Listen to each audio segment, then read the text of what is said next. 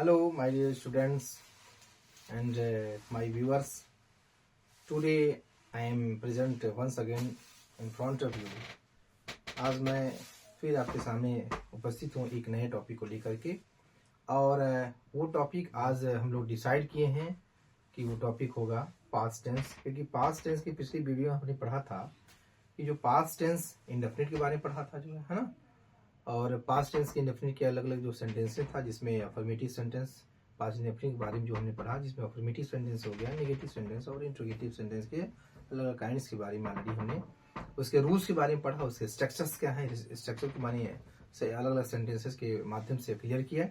और आगे उसके जो नेक्स्ट जो पार्ट होते हैं वो नेक्स्ट पार्ट है पास्ट कंटिन्यूअस टेंस।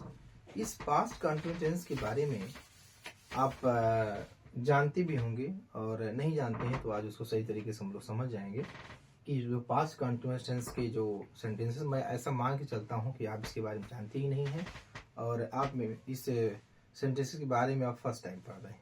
ऐसा मान के आप पढ़ेंगे तो हो सकता है कि आप कुछ नया सेंटेंसेस या कुछ नए जो रूल्स है जिसके बारे में आप कुछ सीख सकते हैं। तो पास्ट कंटिन्यूअस मतलब कि ऐसे जो टेंस, ऐसे जो काल, ऐसे जो टाइम जो बीत गया हो और बीते भी टाइम में चल रहा था, तो इसलिए इसे प्रोग्रेसिव टेंस के रूप में भी जानते हैं। प्रोग्रेसिव मतलब कि जो लगातार प्रोग्रेस कर रहा हो, चल रहा हो, है ना, उसे प्रोग्रेसिव सेंटेंस के रूप में जानते हैं। इस सेंटेंसेस को सबसे बड़ी बात है कि जो फर्स्ट चैलेंजेस आती है कि हम इस सेंटेंसेस को पहचानते कैसे, है ना, कैसे पहचानते हैं। एक minute,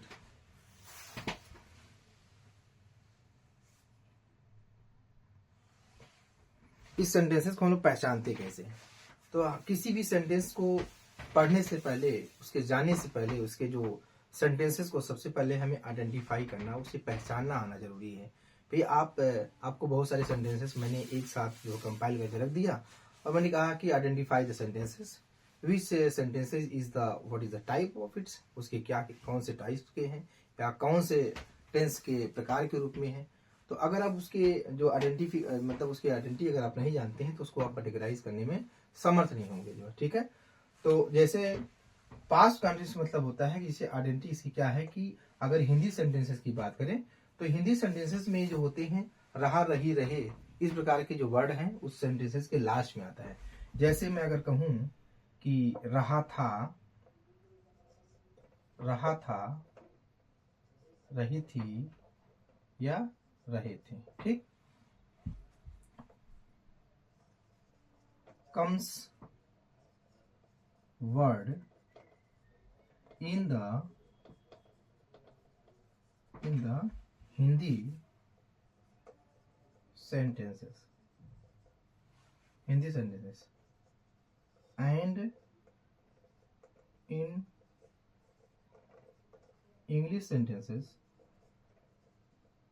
in English sentences verb first form plus ing with was and were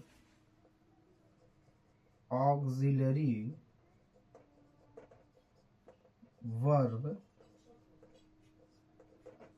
will be used, ठीक है। तो कहा गया कि हिंदी सेंटेंसेस में जो है यहाँ पर रहा था, रही थी, रहे थे, इस प्रकार के वर्ड्स जो है इसके लास्ट में आते हैं। और इंग्लिश सेंटेंसेस में अगर इसको पहचानना हो तो वर्ब के फर्स्ट फॉर्म के रूप में के साथ आईएनजी फॉर्म आता है, ठीक है। इसके फर्स्ट फॉर्म के रूप में इसका आईएनजी फॉर्म आता है और यहाँ पर वाज और वर का यूज किया जाता है। तो फर्स्ट सेंटेंसेस अगर मैं अफर्मेटिव सेंटेंस की बात करूं, इसे अफर्मेटिव का सेंटेंस कहिए या डिक्लेरेटिव सेंटेंस कहिए, ठीक है। Declarative sentence, affirmative sentence, declarative sentence, ठीक, या सिंपल सेंटेंस। ये तीन तरह के सेंटेंस के अलग अलग नाम के रूप में जाना जाता है। जैसे किसी बच्चे का नाम मोहित नाम है तो कोई पिंटू नाम है, कोई जो है मिंकू नाम है, तो अलग अलग नाम से उसको पहचानते हैं, लेकिन व्यक्ति जो है एक ही होता है ना। तो यहाँ पर जो है सेम वही बात रही है। अब इसका जो सबसे पहली बात आपको स्ट्रक्चर्स की पहली एग्जांपल हम देख लेते हैं कि सेंटेंस को एग्जाम्पल थ्रू पहचानते कैसे हैं। जैसे मैं कहा कि he was reading a novel yesterday, ठीक, वह कल नॉवेल पढ़ रहा था, ठीक। जैसे आ गया कि I was talking to my friends in the party, ठीक, इन द पार्टी। अतः कि पार्टी में मैं अपने मित्रों से बातें कर रहा था। इसका मतलब कि आज नहीं बात कर रहा हूँ, वो बातें जब मैं कर रहा था उस समय क्या टाइम बीत चुका है, टाइम चला गया है, जो है उस समय में बातें कर रहा था, जो है, ठीक है। यहाँ पे देखिए जो रीडिंग है यह वर्ब के फर्स्ट फॉर्म के साथ आईएनजी का यूज किया गया है। यहाँ टॉकिंग है, इसके फर्स्ट फॉर्म के साथ आईएनजी का यूज किया गया है, ठीक है। इस तरीके से हम इसको क्या करते हैं, पहचानते हैं। बात समझ रहे हैं। अब इसका जो स्ट्रक्चर्स क्या होता है, इसके स्ट्रक्चर क्या होता है, इसके जो स्ट्रक्चर्स होता है, सबसे पहले हम लोग सब्जेक्ट के बाद वाज एंड वर्ब के फर्स्ट फॉर्म के साथ आईएनजी फॉर्म, उसके बाद जो है ऑब्जेक्ट प्लस अदर वर्ड या complement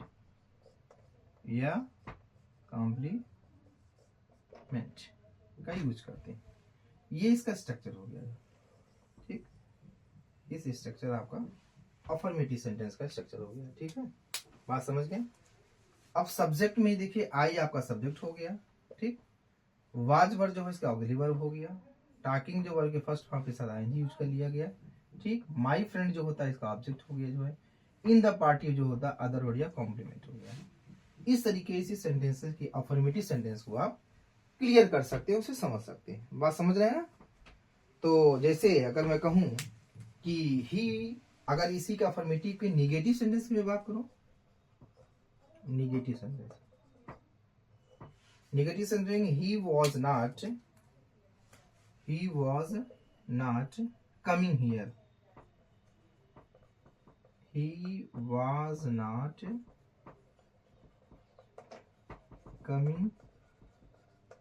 here, he was not coming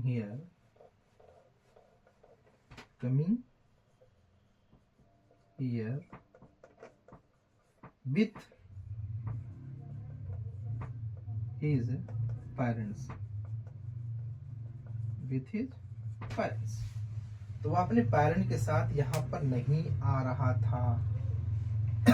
ये समय बीत चुका है। यहाँ बातें कही जा रही कि वह नहीं आ रहा था, वो आज की बात नहीं, वो बीते हुए टाइम की बात किया जा रहा है कि मतलब बीते हुए टाइम में वह अपने पेरेंट्स के साथ यहाँ पर नहीं आ रहा था, जो, ठीक है। तो इसलिए यहाँ पर ये जो सब्जेक्ट है ये वाज के साथ में नॉट यूज कर लिया गया, और यहाँ पर जो कम के साथ वर्ब के फर्स्ट फॉर्म के साथ हम हमेशा आईएनजी फॉर्म का ही यूज करेंगे, ठीक है। उसके बाद ये आपका अदर वर्ड हो गया, जो। तो ये बात आप समझ गए होंगे कि अफर्मेटिव और इंट्रोगेटिव सेंटेंस के बारे में हम लोग कैसे इसको यूज करते हैं, ठीक है। अगर इसमें बात किया जाए कि सेंटेंसेस में सिंगुलर और प्लूरल वर्ब के बारे में कैसे यूज किया जाता है, तो आप जानिए कि जो वाज एंड वर्ब, ये दो ऐसे ऑक्सिलरी वर्ब हैं। ये वाज जो होता है ये सिंगुलर सब्जेक्ट के साथ यूज किया जाता है, वह सब्जेक्ट जो सिंगुलर की इंडिकेट कर रहा हो, और वर्ड जो होता है यह प्लूरल सब्जेक्ट के साथ यूज किया जाता है। अब सिंगुलर सब्जेक्ट में कुछ ऐसे प्रोनाउन हैं, जैसे वो प्रोनाउन में आपका आई हो जाएगा, है ना, और ही, सी, इट या कोई नाउन, ठीक। लेकिन प्लूरल में क्या होगा, प्लूरल में फर्स्ट पर्सन में जो होता है वी, यू, दे, ठीक है, वी, यू, दे, और उसके साथ कोई प्लूरल नाउन। ठीक, इस तरीके से आपका वाज और वर जो ऑक्सिलरी वर्ब है, इस ऑक्सिलरी वर्ब का प्रयोग किया जाता है। ठीक है, इतनी बात आपको समझ में आ गई होगी। अगर इतनी बात समझ में आ रही हो तो मैं आगे जो है नए पॉइंट पर चलता हूं, और वो पॉइंट आपका होगा past continuous tense. Past continuous tense के रूप में बात करें। ठीक है, इसको अगर स्क्रीनशॉट लेना था तो स्क्रीनशॉट ले लीजिए, मैं बगल में हो जा रहा हूँ। ठीक, स्क्रीनशॉट ले चुके होंगे। तो अब आगे बात करते हैं, जो इसका अफर्मेटिव सेंटेंस किया आपने देख लिया। अफर्मेटिव सेंटेंस के बाद जो नेक्स्ट सेंटेंस आता है इसका, वह निगेटिव भी आपने देख लिया कि ऑक्सिलरी वर्ब के साथ नॉट का यूज करते हैं, या नेवर का भी यूज किया जाता है। नेवर का मीनिंग होता है कभी नहीं। ठीक, जैसे वह कभी नहीं मेरे यहाँ आया, जैसे वह कभी नहीं मेरे यहाँ आया है, तो ही वाज, खत्म हो गया क्या हमारे पास, ही वाज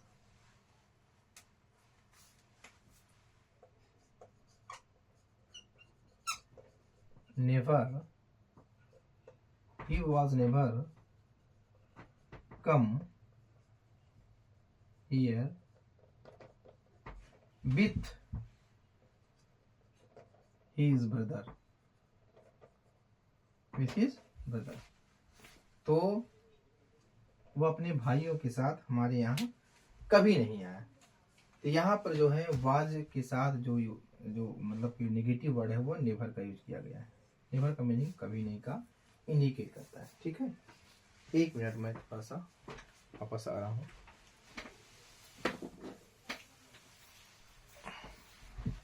चलिए, तो इस तरीके से आपने अफर्मेटिव सेंटेंस के बारे में जान लिया। अफर्मेटिव सेंटेंस का जो यूजेस है, उस सेंटेंसेस को क्रिएट कैसे किया जाता है पास्ट कंटिन्यूअस टेंस के, वो भी आपने समझ लिया। और इसकी जो हेल्पिंग वर्ब है ना, हेल्पिंग वर्ब में ए वाज एंड वर, इसका हेल्पिंग वर्ब हो गया। और जो मेन वर्ब है वर्ब के फर्स्ट फॉर्म के साथ जो है आईएनजी यूज किया गया है। यही जो है पास्ट कंटिन्यूअस टेंस का मेन आइडेंटिटी है। ठीक है, पास्ट कंटिन्यूअस की मेन पहचान है, इसकी मेन आइडेंटिटी है। नेक्स्ट पॉइंट हम लोग बात करते हैं इंट्रोगेटिव सेंटेंसेस।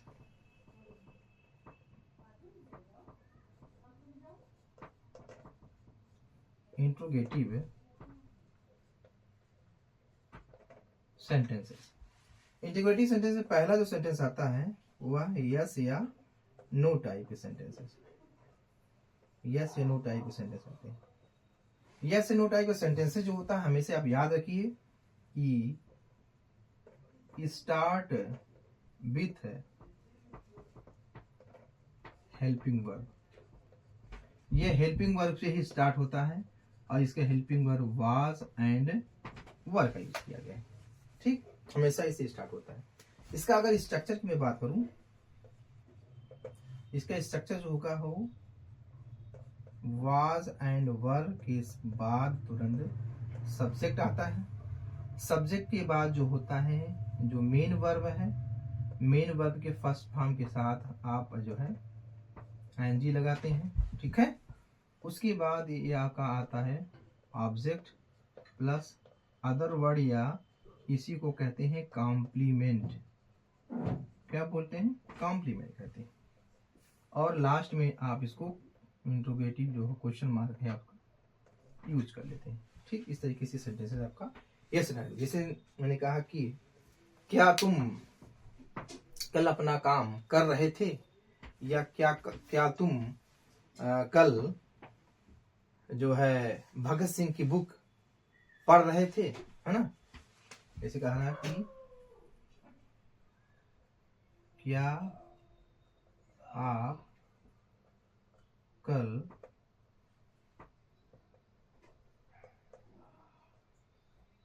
अग्नि की उड़ान पुस्तक को पढ़ रहे थे। ठीक, अब मैंने इस हिंदी सेंटेंस आपको कही सर आप बहुत बड़ा सेंटेंस दे दिए हैं, अब सेंटेंस को मैं कैसे ट्रांसलेट करूं? तो बहुत सिंपल है। इसमें आपको सिर्फ यहाँ पर पढ़ने के बाद की बात है, पढ़ रहे थे, मैंने कहा कि वर्ड आपका रहे थे वाला सेंटेंस आएगा। जो हिंदी जो सेंटेंस जो वर्ड है उस हिंदी वर्ड के इस मतलब सबसे लास्ट में इसकी आता है रहे थे और रहा था या रही थी जो है। तो यहाँ पर रहे थे वाला वर्ड आया, इसका मतलब ये आपका पास्ट कंटिन्यूअस टेंस है और ये क्या से स्टार्ट हुआ है, जिससे इंटरोगेटिव सेंटेंस हो गया जो है।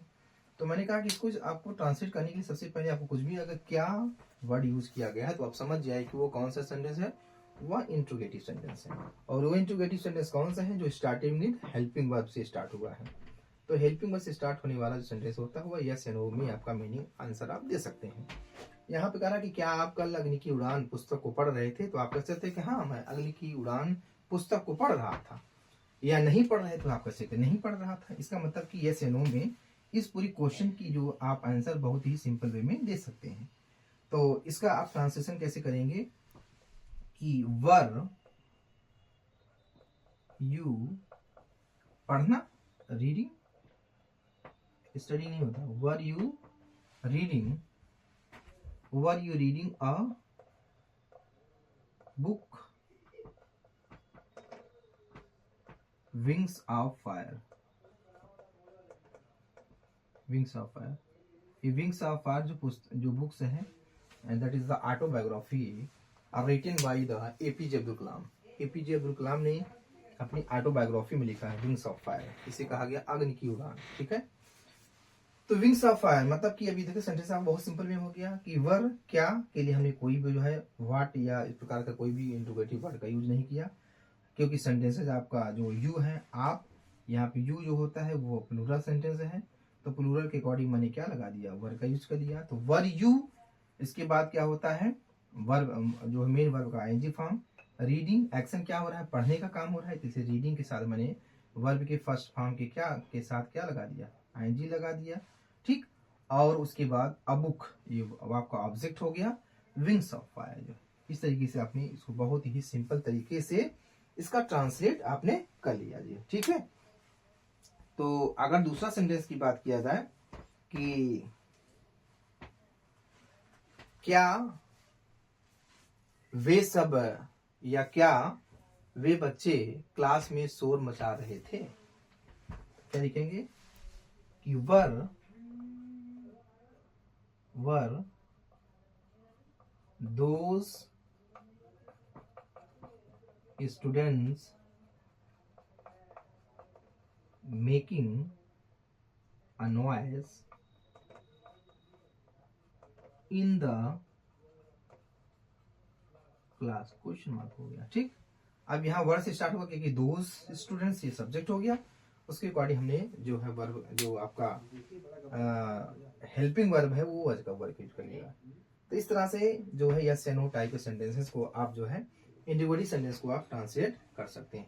ठीक है, तो इसको आप इसके साथ ले लीजिए और लेकर के अपना नोटबुक बनाइए, इसको जो है बात समझ आ रही है। नेक्स्ट जो आते हैं जो टाइप्स आता है इसका WH क्वेश्चन के टाइप आ जाता है। और WH जो क्वेश्चन है ये WH वर्ड से मतलब क्वेश्चन वर्ड से जो सेंटेंस की स्टार्टिंग होती है, लेकिन जो इसका इंट्रोगेटिव वर्ड होता है वो इंट्रोगेटिव वर्ड सेंटेंसेस के बीच में आता है। जब हिंदी वर्णमाला या हिंदी सेंटेंसेस में जब हम किसी नए सेंटेंसेस को बोलते हैं तो जो इंट्रोगेटिव वर्ड होता है वो सेंटेंस के बीच में आता है। जबकि आपने देखा कि यस एंड नो टाइप के सेंटेंसेस को हमेशा क्या से स्टार्ट किया गया कि क्या वह पुस्तक पढ़ रहा था, क्या वह दौड़ रहा था, क्या वह हंस रहा था, या क्या वह जो है खाना खा रहा था, है ना, क्या वह अपने जो है मतलब दिए गए कार्य को कंप्लीट कर रहा था, तो क्या से स्टार्ट होगा, इसलिए वहाँ पे स्टार्ट हो गया। लेकिन अगर यहाँ पे ये WH क्वेश्चन मतलब होता है WH क्वेश्चन, जो क्वेश्चन वर्ड से अगर बातें स्टार्ट हो रही है तो यहाँ पर जो होता है WH क्वेश्चन को उस क्वेश्चन वर्ड का हमें एक इंग्लिश वर्ड का यूज करना आपको पड़ेगा। ठीक, तभी आप सेंटेंस को आप यूज कर पाएंगे। और ये जो WH क्वेश्चन जो होते हैं वो हमेशा जो है सेंटेंसेस के आपको बीच में आएंगे, लेकिन इंग्लिश में सेंटेंसेस को आप ट्रांसलेट करते समय आपको इस बात को ध्यान रखना होगा कि जो सेंटेंस क्वेश्चन वर्ड यूज किए गए हैं वो क्वेश्चन वर्ड हमेशा सेंटेंस के बीच होने के बाद भी हम सबसे पहले उस सेंटेंस का ट्रांसलेट कर रहे हैं। जैसे अगर मैं कहूं कि आप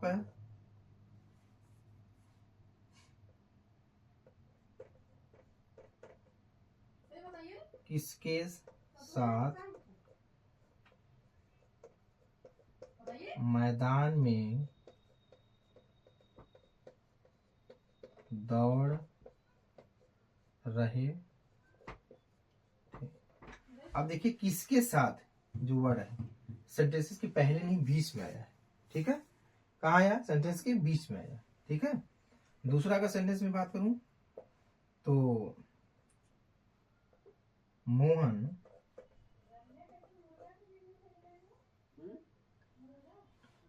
जो है कब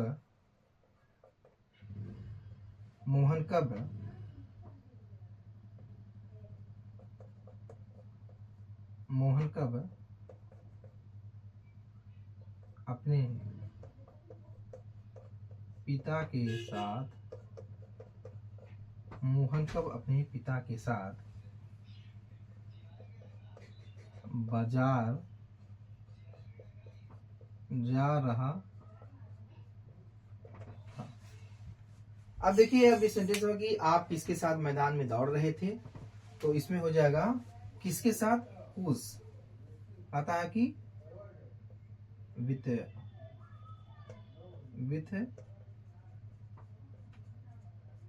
whose were you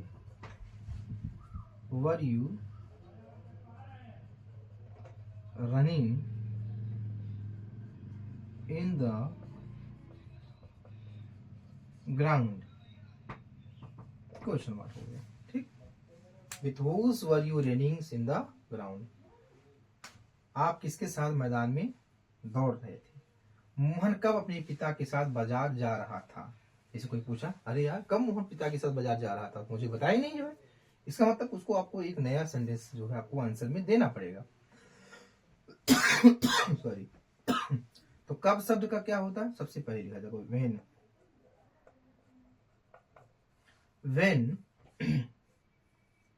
was Mohan going to market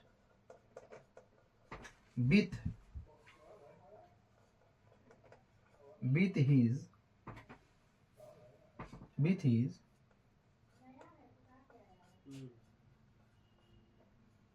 father. When was Mohan going to market with his father? Mohan अपने पिताजी के साथ बाजार कब जा रहा था। अब देखिए इसमें कैसे ट्रांसलेट करके, बहुत आपको लग रहा है सर आपने बहुत जल्दी कर दिया, लेकिन हिंदी वर्ड का कैसे आपने ट्रांसलेट मुझे कैसे करना है। कुछ नहीं करना आपको, सबसे पहले आपको मैंने बताया कि अगर वो WH क्वेश्चन है, अगर इंट्रोगेटिव वर्ड सेंटेंसेस के बीच में आ रहे हैं तो उसको सबसे पहले लिखिए व्हेन हो गया। अब यहाँ पर जो सब्जेक्ट है वो सब्जेक्ट मोहन है, एक सिंगुलर सब्जेक्ट है, तो जब ये सब्जेक्ट आपका हो गया तो सब्जेक्ट के पहले जो है आपका सिंगुलर ऑक्सिलरी वर्ब का यूज कर लिया जाएगा। उसके बाद एक्शन क्या है, जो है बाजार जाना, ठीक, जाना एक्शन है, इसमें गोइंग का यूज कर लिया गया, वर्ब के फर्स्ट फॉर्म के साथ जो है आपका ING फॉर्म यूज कर लिया गया, ठीक है। फर्स्ट के फॉर्म के साथ क्या हो गया, ING यूज कर लिया गया, ठीक। और ऑब्जेक्ट में टू द मार्केट और अदर वर्ड में विथ हिज पेरेंट्स, ये आपका ऑब्जेक्ट हो जाएगा और ये हो जाएगा अदर वर्ड हो जाएगा। बात इधर बिल्कुल आपको समझ में आ गई होगी। मैं इसका स्ट्रक्चर लिख दे रहा हूँ। इसका स्ट्रक्चर क्या होगा, स्ट्रक्चर में आपका WH question word, WH question word में क्या होगा, what, when, why, how much, how many, है ना, और हुज और व्हाई, वेयर, ये ऐसे जो वर्ड्स हैं जो WH क्वेश्चंस की कैटेगरी में आती हैं, ठीक है। इसे क्वेश्चन वर्ड कहा जाता है, ठीक है। तो कहा कि जो क्वेश्चन वर्ड है उसके बाद आपका वाज या वर, फिर उसके बाद सब्जेक्ट के बाद मेन वर्ब फर्स्ट फॉर्म के साथ एकदम सेम वही चीज ING फॉर्म हो जाएगा। उसके बाद ये हो जाएगा आपका ऑब्जेक्ट हो जाएगा, ऑब्जेक्ट के बाद अदर वर्ड हो जाएगा, या इसी को हम कॉम्प्लीमेंट के रूप में जानते हैं, ठीक। ये क्वेश्चन मार्क लगाना भूलिए मत, क्वेश्चन मार्क लगाना it is very compulsory for you. ठीक, तो क्वेश्चन मार्क लगाना जरूरी है इंट्रोगेटिव सेंटेंस में। इस तरीके से हमने पास्ट टेंस के जो पास्ट कंटिन्यूअस टेंस है, जिसे प्रोग्रेसिव टेंस के रूप में जानते हैं, उस टेंस का जो है हमने आपको आज की वीडियो में उसकी आइडेंटिटी होती क्या है, कैसे पहचानते हैं। क्योंकि अब जब भी वर्ब के आईएनजी फॉर्म देखिए और वाज वर्ब का यूज किया गया है तो आप समझ जाइए कि वह पास्ट कंटिन्यूअस टेंस है, वो प्रोग्रेसिव सेंटेंस के रूप में जाना गया है। और इसमें हिंदी वर्डमाला में अगर सेंटेंसेस आप देख लें, अगर सेंटेंसेस को अगर आपको इंग्लिश में ट्रांसलेट करना हो तो इंग्लिश में ट्रांसलेट करने के लिए आपको रहा, रही और रहा था, रही थी और रहे थे जो है ये वर्ड आपको उस वर्ड के सबसे लास्ट सेंटेंसेस के लास्ट में आएगा।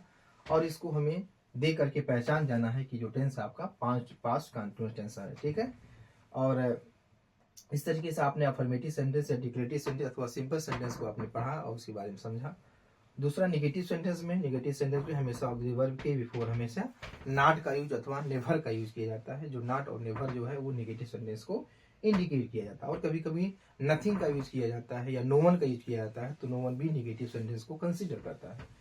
नेक्स्ट आता है आपका जो है इंट्रोगेटिव सेंटेंस। इस इंट्रोगेटिव सेंटेंस में आपने जो yes and no type sentence बना, yes and no type sentence इसलिए कहा जाता है क्योंकि जो सेंटेंसेस होता है हमेशा वो क्या से स्टार्ट होता है।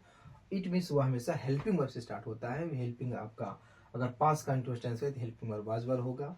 अगर वह प्रेजेंट कंटिन्यूअस टेंस में है तो helping verb is am are का यूज किया जाएगा। अगर फ्यूचर कंटिन्यूअस टेंस है तो विल या सेल के साथ बी का यूज किया जाएगा और वर्ब के आईएनजी फॉर्म में यूज किया जाता है। ठीक, इसलिए उसे कहा जाता है कि yes and no type sentence है, जिसका मैंने आपको स्ट्रक्चर भी बता दिया। और डब्ल्यूएच क्वेश्चन जो होते हैं, डब्ल्यूएच क्वेश्चन में आप जानते हैं डब्ल्यू जो क्वेश्चन वर्ड होता है, क्वेश्चन वर्ड सेंटेंसेस के बीच में कहीं होता है। और उस सेंटेंसेस का जो हमने बताया आपको कि उस सेंटेंस को सबसे पहले आपको राइट करना है। उसके बाद जो है ऑक्सिलरी वर्ब का यूज किया जाएगा, फिर सब्जेक्ट होगा, सब्जेक्ट के बाद मेन वर्ब के फर्स्ट फॉर्म, ऑब्जेक्ट और अदर वर्ड अथवा कॉम्प्लीमेंट का यूज किया जाएगा। इस तरीके से आप जो है पास्ट कंटिन्यूअस टेंस को सही तरीके से समझ पाए होंगे जो है। और मैं उम्मीद कर रहा हूँ कि वीडियो आपको समझ में आई होगी और सही तरीके से आप पास्ट कंटिन्यूअस टेंस के सेंटेंसेस को समझ पाएंगे और जान पाएंगे। और ये वीडियो आपको कैसी लगी जो है, और ये सेंटेंस के बारे में आप कितना समझ पाए हैं और इस पर जो है आधारित है, इस जो रूल्स बताए गए उस बेस पर लगभग आप जो है 20 से लेकर 30 वो सेंटेंसेस को आप प्रैक्टिस करिए जो है। ठीक है, और वीडियो को जो है ज़्यादा थोड़ा सा लाइक करिए, शेयर करिए और उसको और ज़्यादा प्यार दुलार दीजिए ताकि सेंटेंसेस इस मुझे मोटिवेशन में मतलब मिले, ताकि मैं और भी आपकी जो सेंटेंसेस है नए नए जो है वीडियोस आपको लिए नए लेके आऊँ और मैं आपको लिए एक नए नए सेंटेंस कंसेप्ट को लेके आऊँ और उसके बारे में आपका जो वैकेब सिस्टम है, आपका जो है उस चीज़ को समझने की जो कैपेबिलिटी है वो और भी ज़्यादा इन्हेंस हो जो है। ठीक है, तो thank you all of you, love you and keep watching and like and subscribe my channels. Okay, thank you all of you. Best of luck.